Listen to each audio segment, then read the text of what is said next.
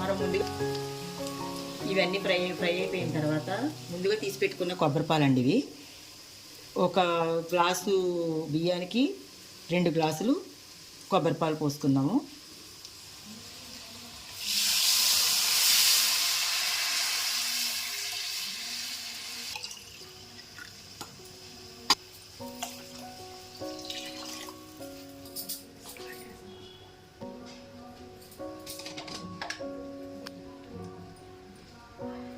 రెండు spoon salt వేసుకుందాం.